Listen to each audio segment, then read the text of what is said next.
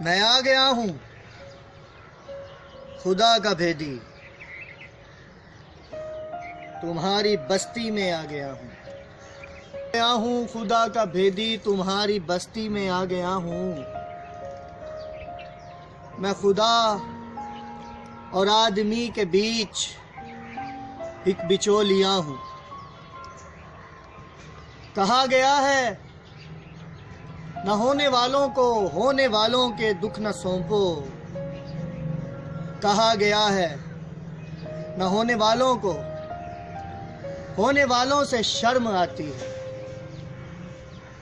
کہا گیا ہے میں جو اب تک تھا کہیں نہیں ہوں موجود، اور اگر ہوا بھی تو میں کسی کا خدا نہ ہوں گا۔ السلام علیکم، آپ کا میزبان مرید عباس۔ آج ایک نیا پیغام اپنی ویڈیو میں لے کر کہ جون ایلیا کے مذہب کو لے کر لوگوں کو بات چیت کرنے کا بہت شوق ہے۔ جون ایلیا کا مذہب کیا تھا؟ اکثر ہم سوشل میڈیا پہ پڑھتے ہیں، دیکھتے ہیں، ملتا ہے کہ جون ایلیا ایک کمیونسٹ تھا، دہریہ تھا، جون ایلیا خارجی تھا، اور بھی بہت کچھ۔ بہت سے لوگوں نے ٹائٹلز لگائے ہوتے ہیں یوٹیوب ویڈیوز پر، تھمبنیلز لگائے ہوتے ہیں کہ اس کا انجام کیا ہوا موت کے وقت۔ ایسا بالکل بھی نہیں ہے۔ جون ایلیا، حضرت جون ایلیا ایک مسلمان اور اعلیٰ ظرف انسان تھے۔ ان کی اعلیٰ ظرفی اور ان کی سوچ کا جو پیمانہ اور جو معیار تھا وہ ہم عام لوگوں سے ذرا بلند تھا، اور ان کا ڈگر بھی اس سے ہٹ کے تھا۔ وہ ذرا ہم سے علیحدہ سوچتے تھے، ذرا ہم سے اوپر سوچتے تھے۔ جون ایلیا کو آج لوگ کمیونسٹ اس بات پر اٹیسٹ کر دیتے ہیں، ان کی ایک دو تحریریں پڑھ گئی۔ اقبال صاحب نے شکوہ کیا تھا، تمام لوگ، ہمارے بچے ہمارے نصاب میں بھی شامل رہتا ہے، اسکولوں میں اکثر اسمبلی ہالز میں اس شکوے کو پڑھا جاتا ہے، ان کی دعائیں پڑھی جاتی ہیں۔ تو وہاں پر لوگوں نے کفر کے فتوے لگائے تھے۔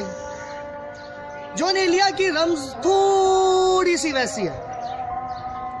جون ایلیا اگر شکوہ کر رہے ہیں تو اپنے رنگ میں کر رہے ہیں۔ آئیے ہم آپ کو بتاتے ہیں کہ جون ایلیا کا مذہب تھا کیا۔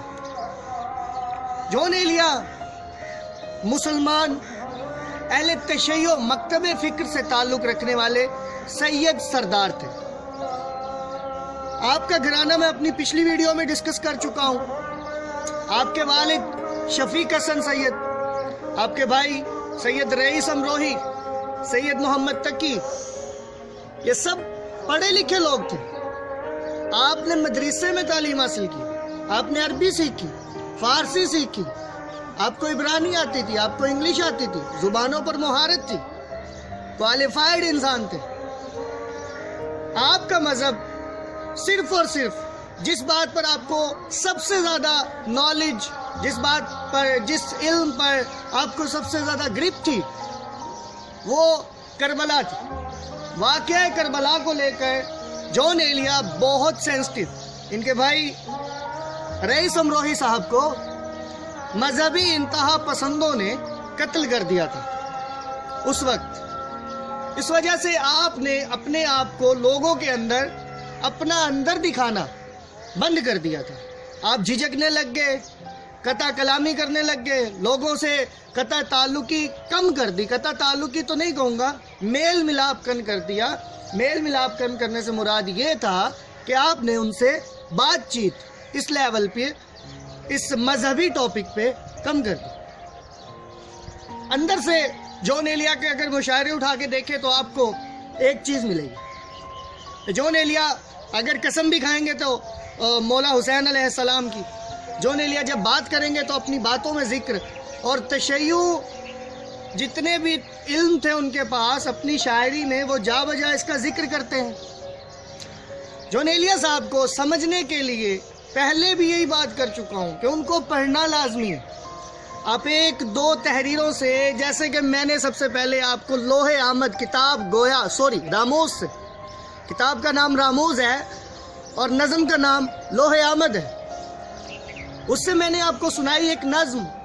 آپ اسی کے اوپر تعین کر لیں گے. اب خدا جانے آپ کا پیمانہ، آپ کا نظریہ، آپ کی سوچ، آپ کا لیول وہ کہاں تک ہے.